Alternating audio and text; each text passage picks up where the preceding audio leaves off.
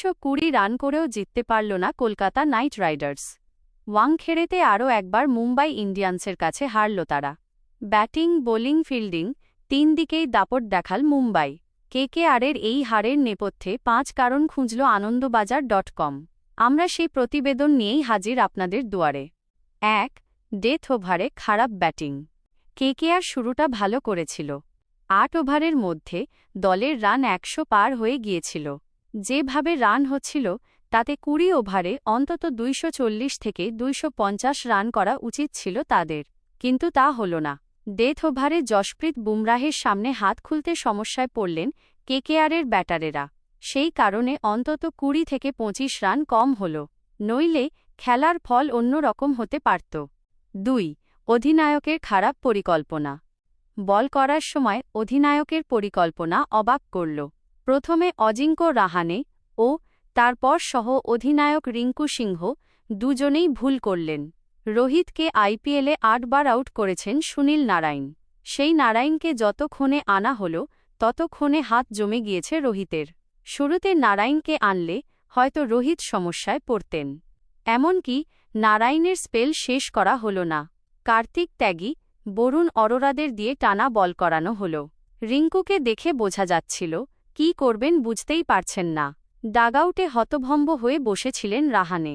পরিকল্পনার অভাবে হারতে হল কেকেআরকে। 3. খারাপ বোলিং বরুণদের। কেকেআরের বোলিং নিয়ে ছেলেখেলা করলেন মুম্বইয়ের ব্যাটারেরা। প্রথম ইনিংসে শার্দুল ঠাকুর বুঝিয়ে দিয়েছিলেন এই পিচে গতির হেরফের করতে হবে, কিন্তু সেটা কতবার করলেন কেকেআর পেসারেরা। তারা যত গতি বাড়ালেন তত দূরে ছক্কা মারলেন রোহিত, রিকেলটনেরা। বরুণের রহস্য যে উন্মোচিত হয়ে গিয়েছে তা এই ম্যাচেও বোঝা গেল। তাকে নিশানা করলেন রোহিত। টি-20 বিশ্বকাপেই বোঝা গিয়েছিল বরুণকে খেলতে সমস্যা হচ্ছে। এই ম্যাচেও গায়ের জোরে বল করে গেলেন তিনি। মাঝ পিচে বল ফেললেন, ভয়ে ভয়ে বল করলেন।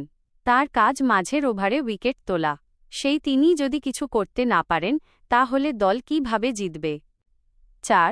25 কোটির গ্রিনের ফ্লপ শো। 25 কোটি 20 লক্ষ টাকার ক্যামেরন গ্রিন 10 বলে 18 রান করলেন। ব্যাস ওইটুকুই। গোটা ম্যাচে আর কিচ্ছু করলেন না তিনি। তাকে অলরাউন্ডার হিসাবে নিয়েছিল কেকেআর। ব্যাট হাতে বেশিক্ষণ ক্রিজে থাকতে পারলেন না। যখন বাকিরা রান দিচ্ছেন তখনও বল করলেন না। তাকে ক্রিকেট অস্ট্রেলিয়া কোনো নির্দেশ দিয়েছে কি না জানা নেই। অন্তত 2 ওভার তো বল করতে পারতেন। তাকে মাঠে খুঁজেই পাওয়া গেল না। সবচেয়ে দামি ক্রিকেটারের এই অবস্থা হলে তো এমনটাই হবে। 5. ক্যাচ ফসকানোর খেসারত। কথায় বলে ক্যাচ ম্যাচ জেতায়।